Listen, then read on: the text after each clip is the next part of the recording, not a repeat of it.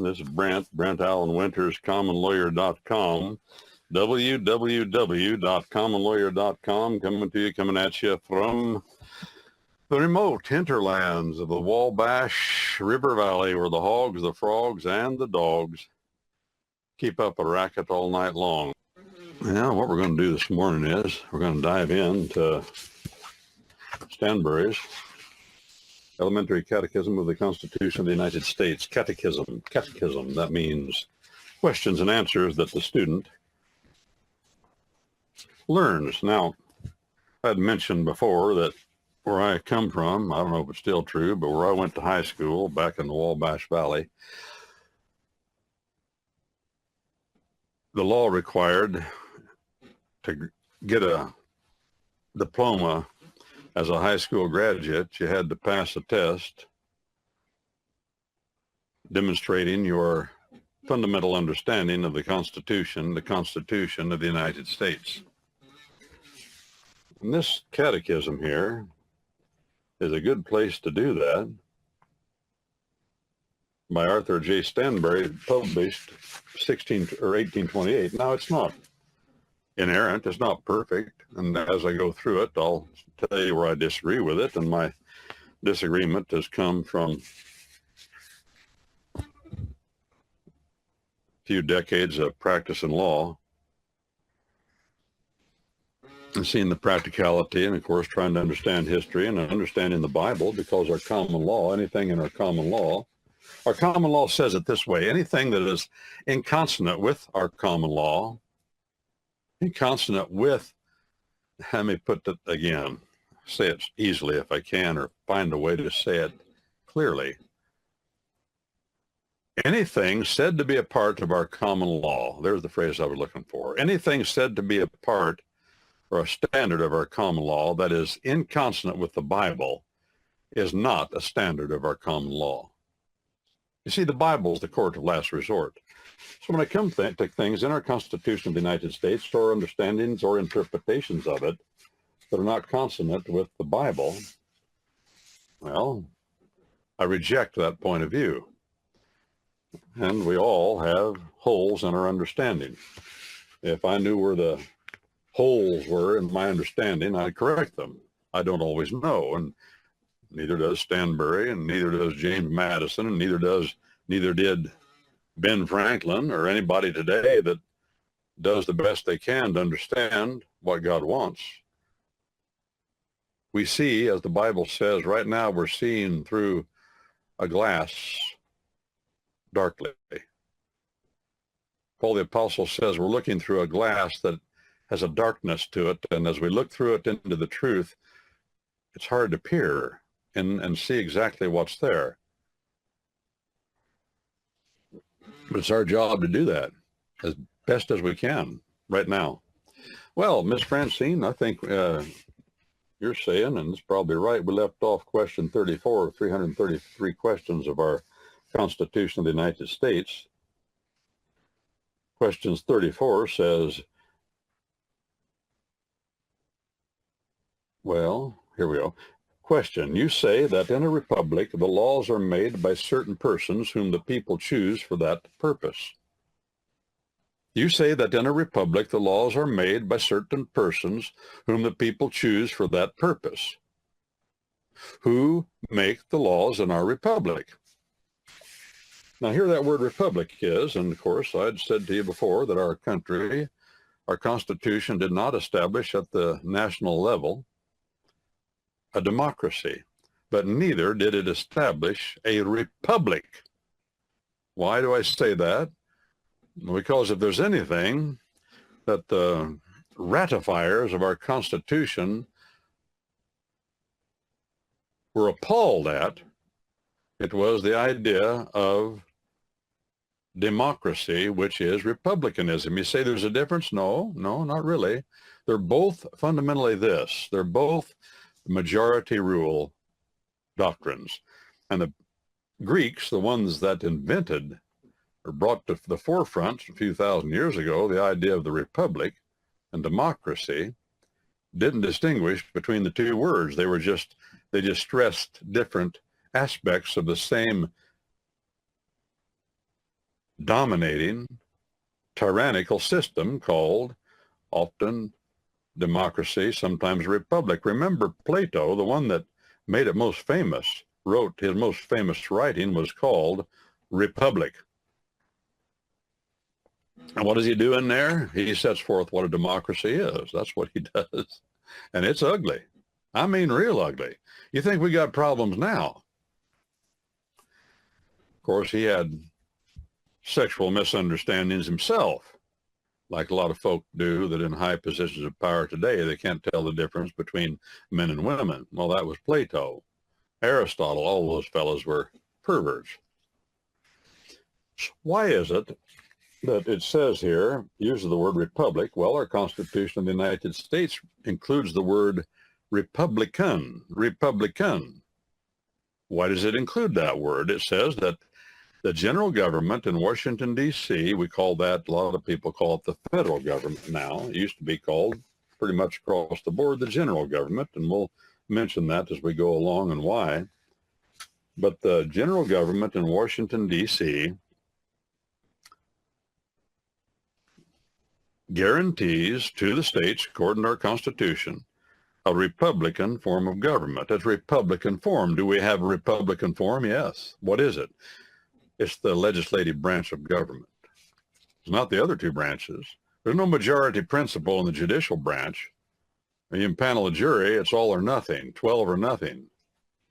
You impanel a grand jury, and it doesn't make any difference whether the grand jury is 12, 15, 23, 45, or 48. It takes 12. Majority has nothing to do with it, you see. That's our common law tradition. That's the Bible. That's the Bible. The Bible's all, the government of God is all about unanimity, agreement of 12. Jesus Christ impaneled 12 men to witness the evidence. That's what a jury does, witness evidence. A jury is a common law doctrine.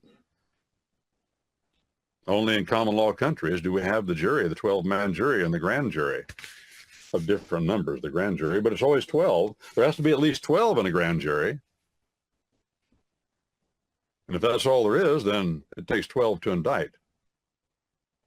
And the standard, by the way, at common law is the same as for trial, beyond a reasonable doubt. If the grand jury doesn't believe it's beyond a reasonable doubt, then there should be no indictment. We're not following that real close these days in our states or our general government.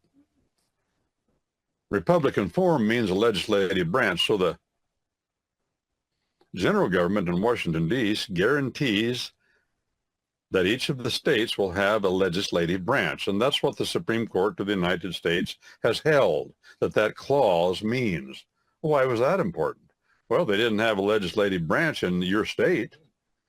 They couldn't vote for senator because our Constitution of the United States says that the senators of each state shall be chosen by the state legislature. Now, we're not doing that now. We should be, but we're not. And that's caused us awful problems ever since that happened back a little over 100 years ago, and they changed that, put an amendment in the Constitution that changed it, made senators subject to the popular vote of whoever votes in the state. But without the state having a legislature, the general government can't do its job. And by the way, without the state having a legislature, the militia clauses become worthless, because the state legislature is supposed to, according to our Constitution, for each state, determine how to ensure and make uniform the kinds of weapons that a militiaman is supposed to obtain at his own cost, and what kind of ammunition he's supposed to obtain at his own cost, what kind of training he's supposed to obtain at his own cost, what qualifies him to be properly trained.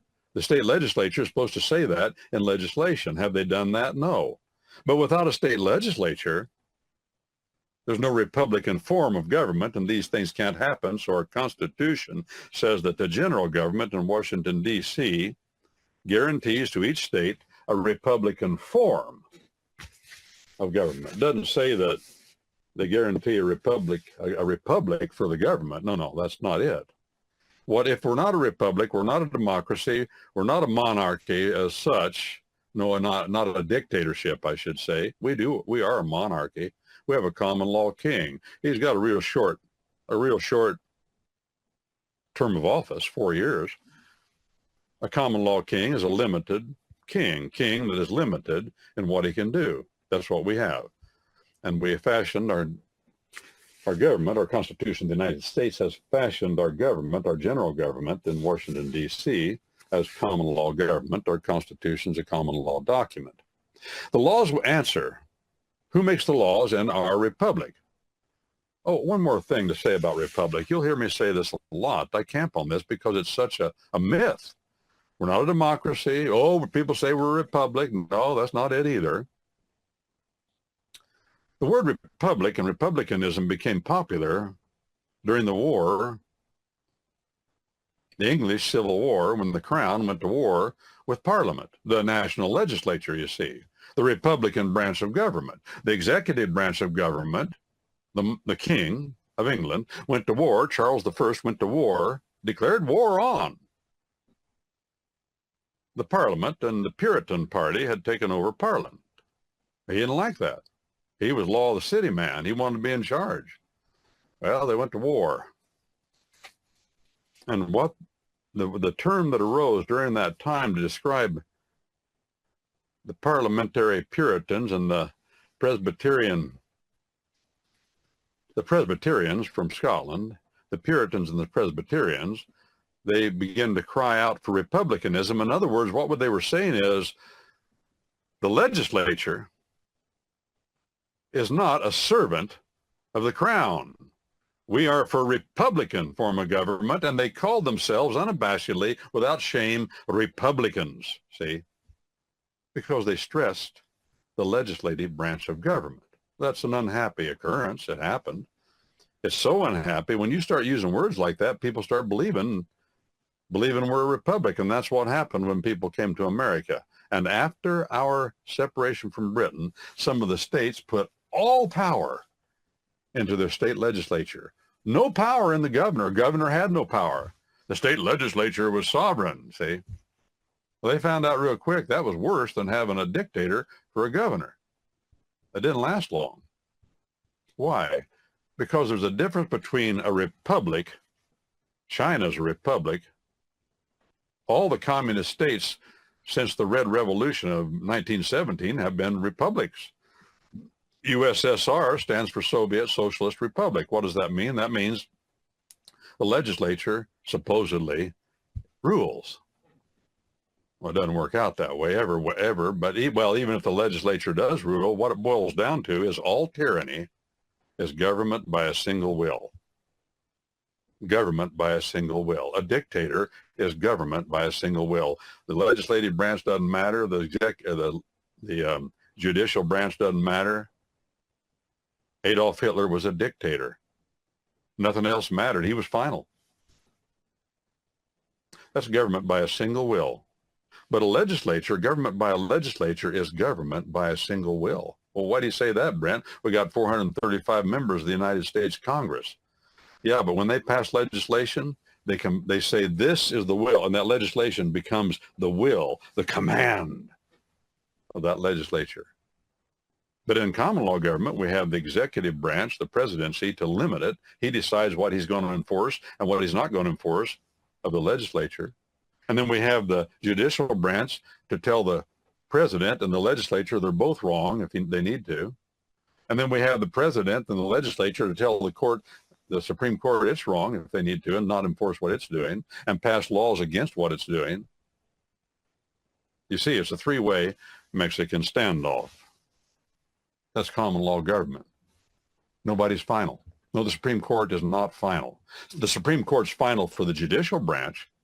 The president is final for the executive branch. What Congress says is final for Congress. But we're in this constant, perpetual limbo of these three branches, fighting with each other. And when you hear somebody say, oh, we've got to quit fighting and work together for the American people, you hatchet that guy out of office as quick as you can. Isn't that what the Democrats are constantly saying, and other people too? Well, that's boob bait for the bubbas. It doesn't mean nothing. It's a cry for government by a single will. When people say that, what they're saying is the other side has to come and do what I say. That's all they're saying. No, that's not an exaggeration. That's not hyperbole. Don't listen to it, and understand that in God's world, the way he wants it, in this sinful, old, crooked, twisted world, he wants us to live in the uncertainty of what government is doing. We can't tell because they're fighting all the time. And we want them to be locked in controversy so they leave us alone. That's what James Madison said about the Constitution of the United States. And he's called the chief framer. He's not the only one, but we call him the chief framer. He said that in the Federalist Papers. The idea of common law government is to pit the sinful ambitions of the three branches of government and the men in them, to pit them against one another so they're constantly at odds. Okay, let's go to the next question. Well, the laws answer the laws which concern only one of the states are made by persons chosen by the people of that state, and who, when met, are called the legislature of that state, the General Assembly, or the General Court, whatever the state wants to call their legislature. Those, for instance, who make laws which concern only the state of New York are called the legislature of the state of New York. That's still true today. And those who make laws which concern only the state of Massachusetts are called the General Court of Massachusetts. But laws which concern all the states, or more states than one, are made by the Congress of the United States. That's true. The national legislature concerns laws that are to apply generally. Remember, that's the general government. Generally means that means they apply to everybody equally. No, you're a sex pervert. You don't get special consideration. And the law, if Congress passes a law to give you special consideration, that's not applying the laws equally.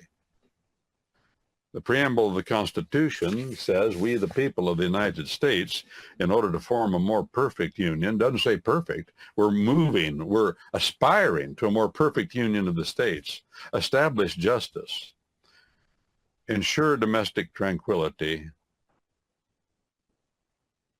provide for the defense, promote, says this first, promote the general welfare. General welfare, that means it applies to everybody equally. And if you try to play favorites, which the general government in Washington, D.C. has been forever trying to, they're doing it all the time now. That's unfair to everybody in our country and should not be done. No, the power of unlimited power of government is in the states. The power of government in the general government in Washington, D.C. is limited to just a few things. Our Constitution cranks it down to just a few things. But those few things, when Congress passes law and the president signs it and the courts enforce it, those few things apply to everybody equally. That means generally. This is Brent Allen Winters, commonlawyer.com. www.commonlawyer.com, coming at you from the remote hinterlands of the Wabash River Valley, where the hogs, the frogs, and the dogs keep up a racket all night long.